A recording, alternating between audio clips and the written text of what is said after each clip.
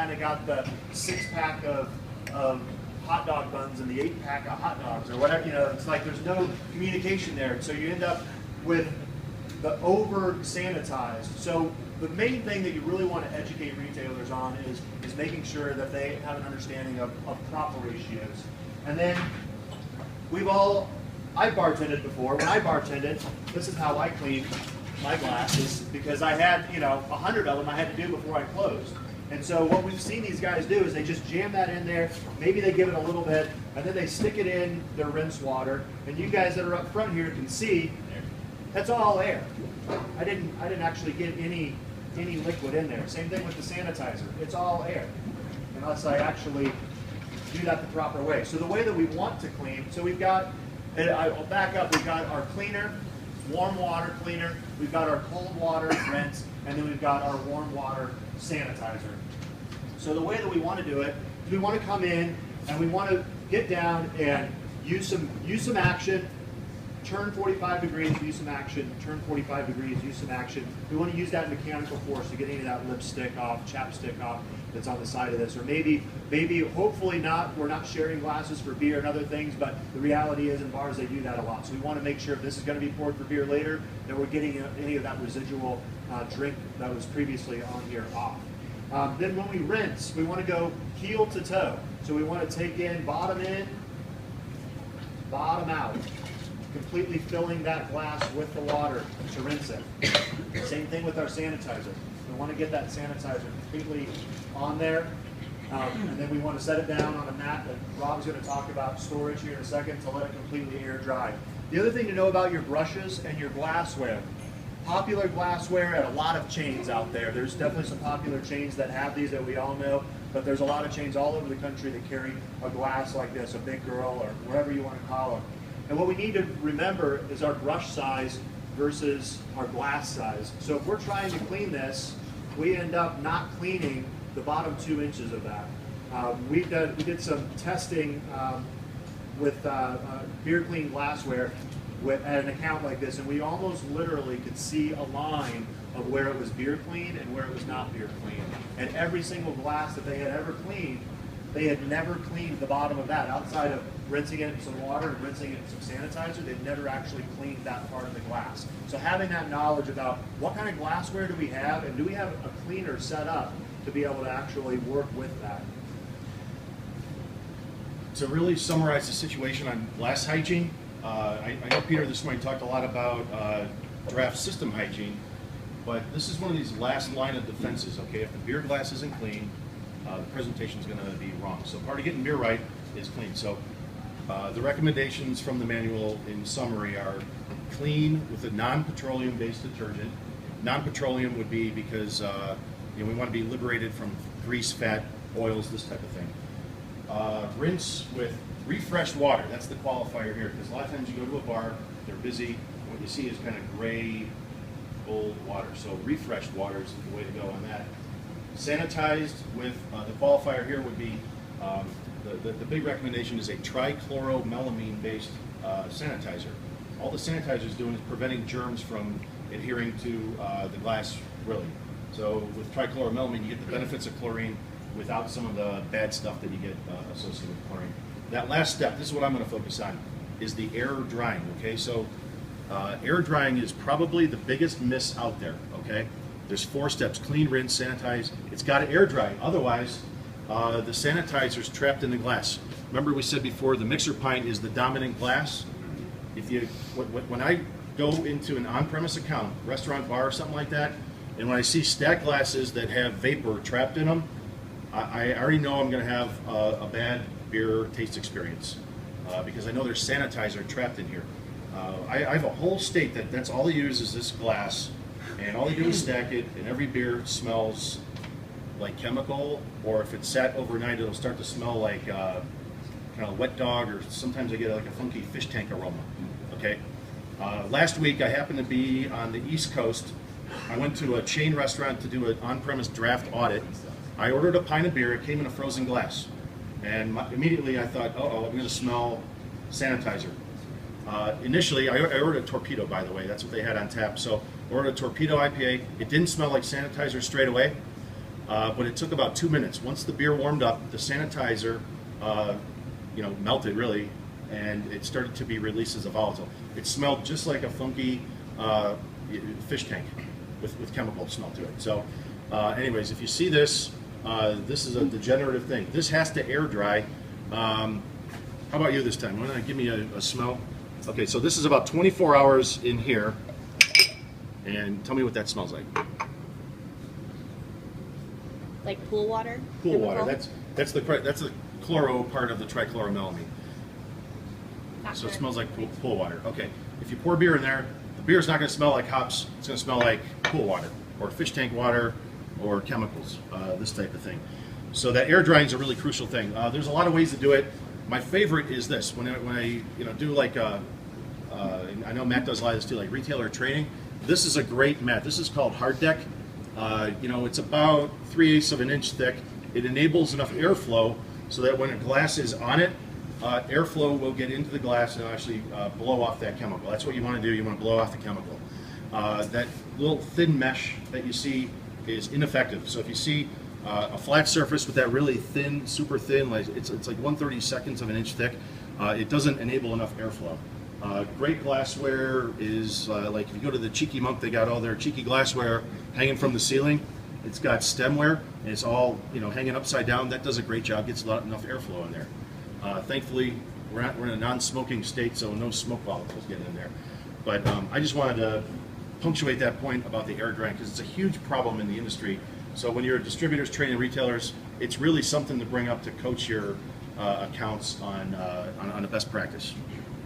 Yeah, and to piggyback on what Rob's saying, when you hit that sanitizer as that last step, and you've seen somebody clean the glass and then immediately go and pour a beer, if you let this sit, you can already see it in there.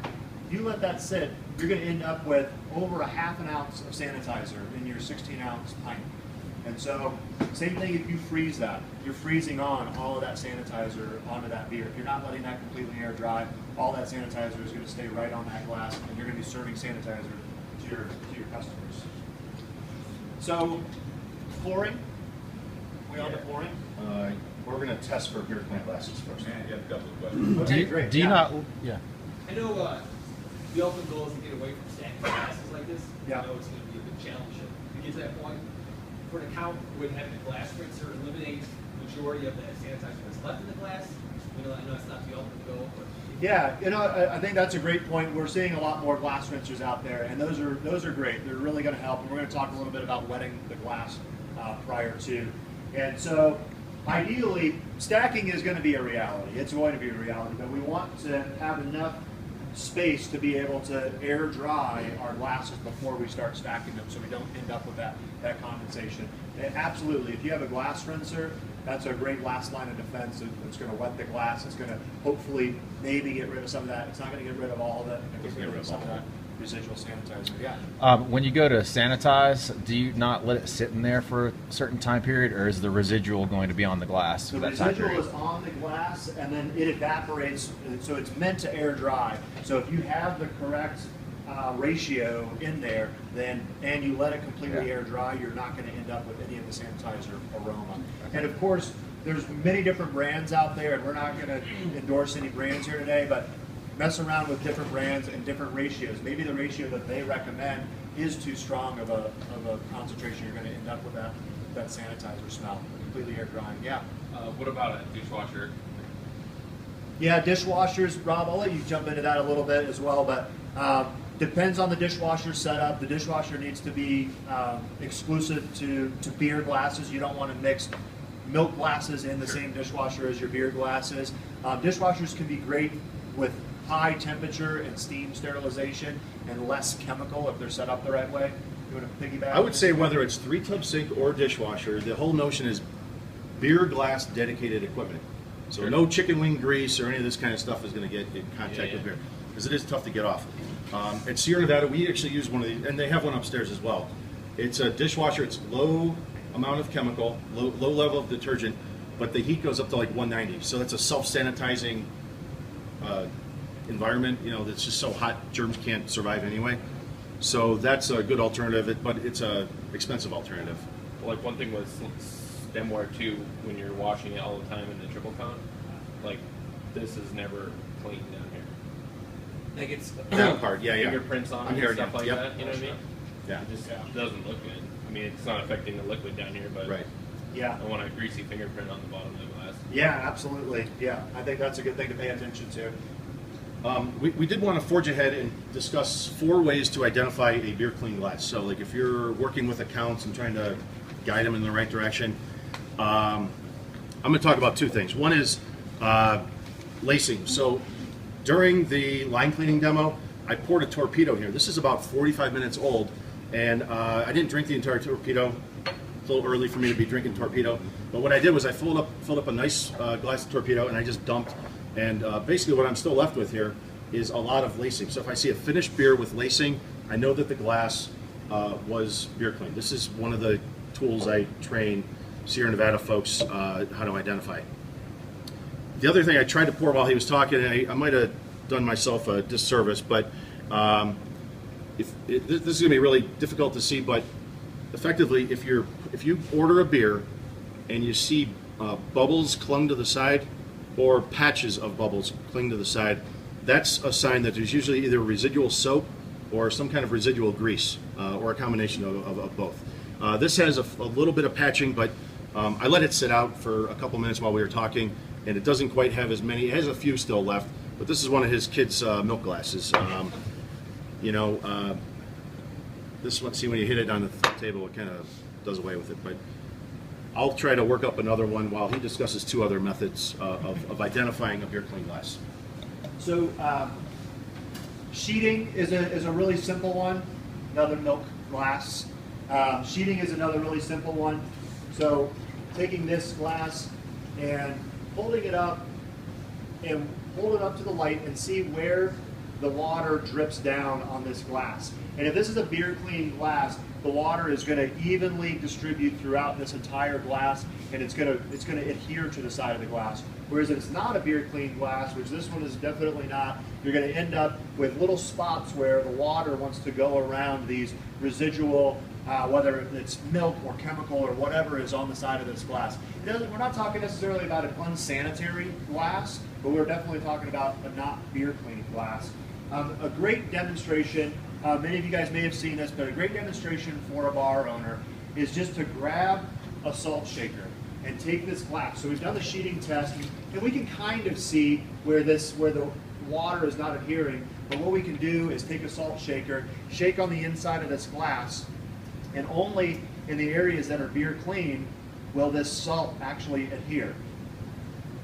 So what you'll see on this glass, you're going to see, and this is very common, especially up here at the rim where you've got the chapstick and the lipstick.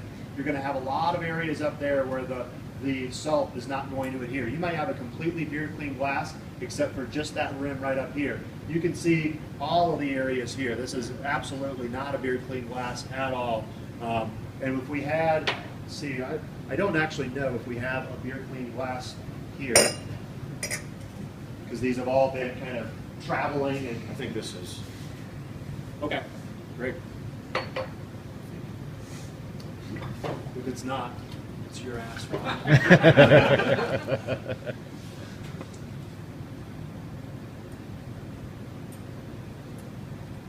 This is actually a little better demonstration because it's showing where it absolutely is beer clean and other areas where it's not. So you can see we've got great even distribution all around the middle here, and at the top not very much, and down here not very much. So maybe we weren't hitting it all the way down on the brush, and there's some still residual lipstick or chapstick that's around the edge on here. So, but it's a great experiment to do, and absolutely, I've walked into a lot of retailers and done this, and there are a lot of retailers out there that are doing this perfectly. We're getting great clean salt distribution out there. I mean, we're showing you some pretty dirty ones right now, but it's pretty common that you actually will find some really nice clean ones, and this salt trick is a great one to do that with.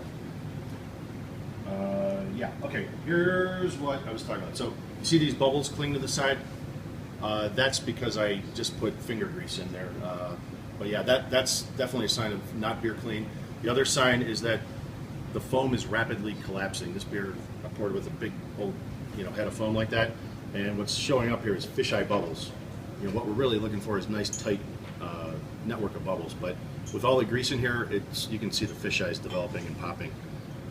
So those are good ways to identify beer clean glass. This is a huge thing in the industry. Okay, for the pouring demos, we got 4 of them because the draft beer quality manual really highlights 1, maybe 2 pouring techniques. So we got the standard beer pour. That's what 99% of all beers are going to be poured like. With this kind of deep dives type of workshop, we like to kick it up a notch and try to give you some other concepts, some other tools. So I'm supposed to be pretty good at pouring beer.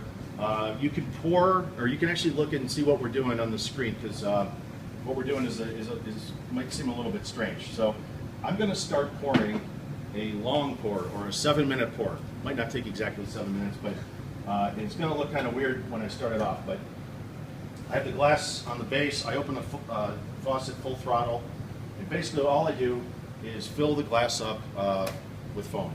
You're not going to serve this beer to the consumer yet. This is going to take a little bit of time, and you got to work with me because this is a very low rising tower. I might not be able to build what I'm intending to build here, but what I'm trying to give you is meringue that hangs about an inch and a half above the rim. In the meantime, Matt's going to start 2 other pours, and then I'm going to finish off with a standard beer pour. That's just Rob's story. When he screws up pouring a beer, he just is like, so anyway, I have this pour that I do. It takes 7 minutes. And, no, but it's a very cool pour. So we also have our traditional Belgian, or sorry, our traditional English, Belgian, what am I trying to say? Our Irish pour with our stout. So we've got a craft nitro beer here. It's a Scottish ale. So it's not a stout, but it is a nitro beer. But we'll do the traditional pour that you would do, traditional 2-part pour. So what we want to do with our 2-part pour, we want to keep our glass out of the spout itself. On all of our pours, you're going to find that we want to keep the spout out of the glass.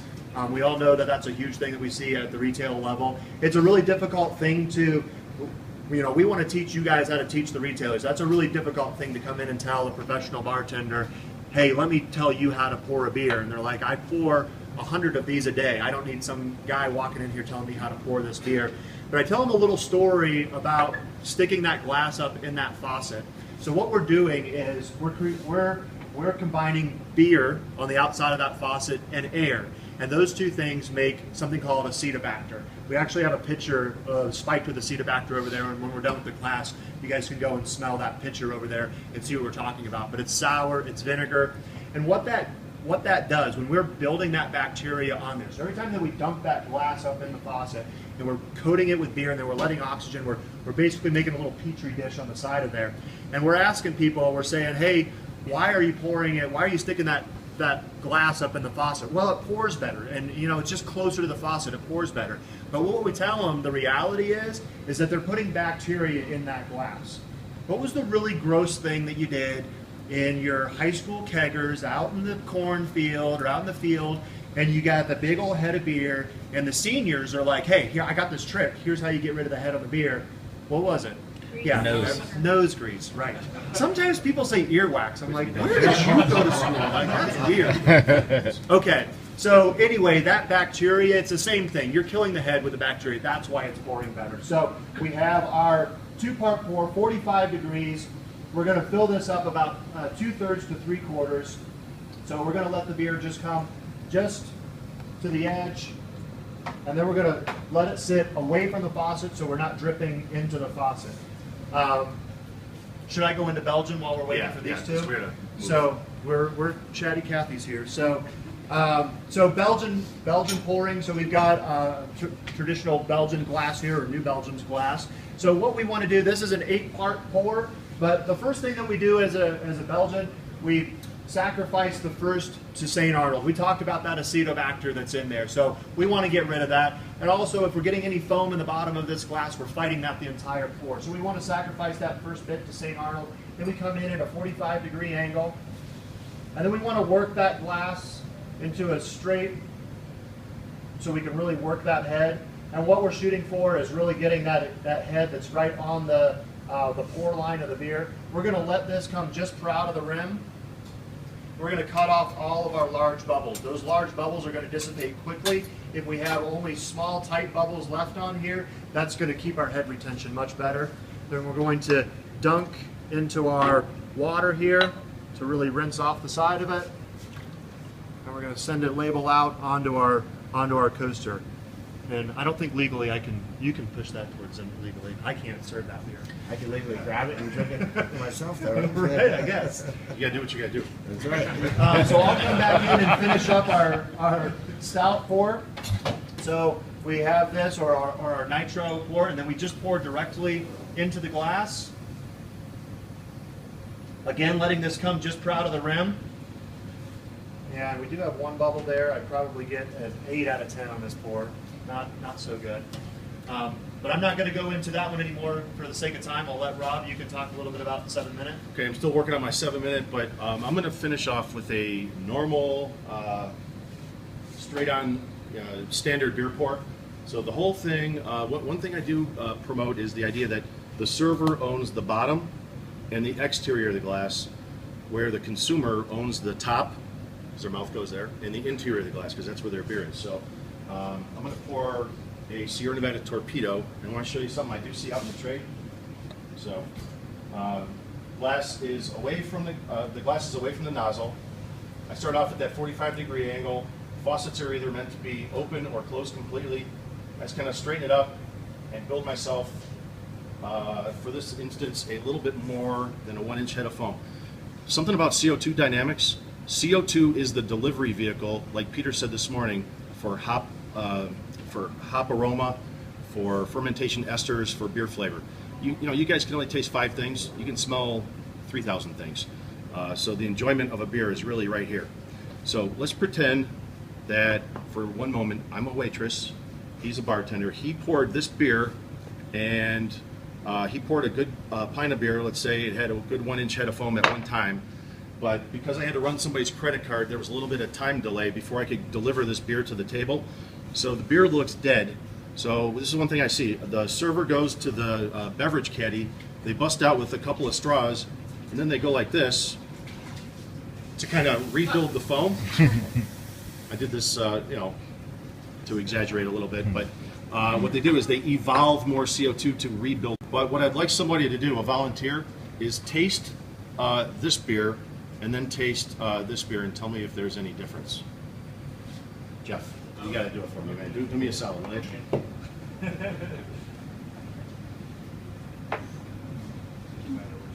Doesn't matter really.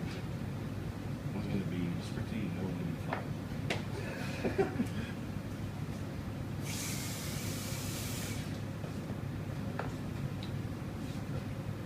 How'd the one taste that was where the head was rebuilt on the fly? So it wasn't as bright, it just didn't have as much kind of effervescent line to it. Some of the maybe gas was agitated out before it. Yeah, it's typically you hear like it's not as sparkly, it's not as effervescent, it's not as prickly in the mouthfeel.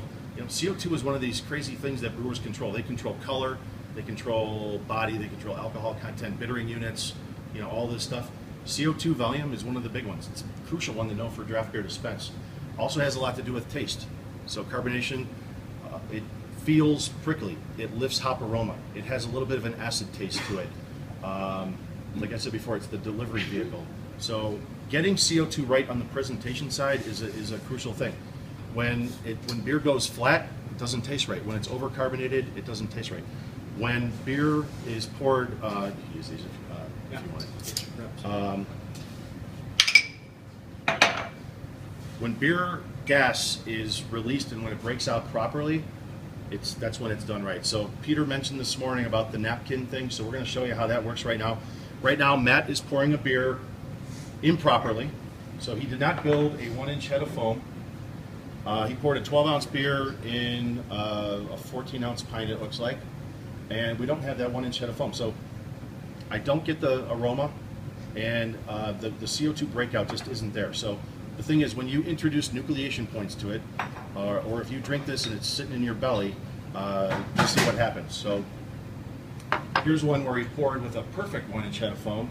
And you can see the CO2 is broken out as it was intended to be. So I'm going to introduce the nucleation points, and like Peter signaled this morning, you're going to see a little bit of CO2 breakout. So that's half of a napkin. The other half of the napkin goes in the first one, which wasn't degassed properly. That's really how I qualify this. So this one gets dunked in, and you see an explosion take place. There you go. So it's an explosion. It's a hell of a good bar trick. It looks really cool, but really the point of it is two things. One is degas the beer properly to build the 1-inch head of foam for flavor delivery and also for mouthfeel and also for potential bloating. People who drink beer that's degassed properly are more likely to order 2. People that order beer that's not degassed properly are not as likely to order 2 or more because their belly's full. And that has to do with Will you both. describe that? Yeah, absolutely. That has to do with both pouring and temperature. When that question was asked earlier today, I think it was based around temperature. So temperature is going to do that same thing if you're not properly releasing that. If you're serving that 28 degree beer, that's going to fill that belly up. That's when you're going to, like Rob said, order only 1 pint, or maybe appetizers are all that you want tonight because, wow, I'm full after appetizers, but I don't want dinner tonight.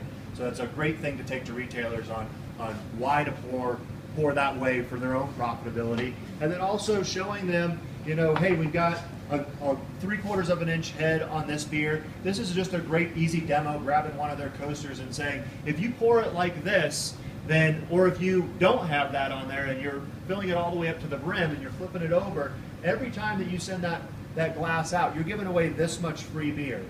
And you know, you're barely even asking if they're ready for a new beer when they've got that much beer. And if you think about how much beer you're giving away, we're talking doing some simple beer math on this and saying every single pint, when you serve this many pints a day, a week, a month, we're talking about tens of thousands of dollars of profit that are going down the drain simply on the way that they're pouring. So it's not only about the experience. I mean, that's an enormous part of it, but the profitability for retailers is enormous if the pouring is correct versus incorrect. Okay, the not so 7-minute thing, the 10-minute pour. It's tough to do it because the glass reaches the bottom of this nozzle. So, but the whole idea is take time to pour it, degas the beer, build a meringue head of foam, and if there's enough space, it'll actually rise about an inch above. But this is another way to really get the aromas lifted out into the nostrils. We got to wrap things up right now. I know, Coors, you guys do this still with Barman, that 7-minute pour. They do the 7-minute pour with Hefs and Pilsners, typically in Germany. We're not promoting, you know, long pouring for everyday beer and stuff like this, but it's something to do to have that point of difference, okay? We got to cut it off because we're out of time, but we do have probably some time for questions. And if you guys want to do that business with the flavor recognition of diacetyl or acetic acid in beer, we can do that too.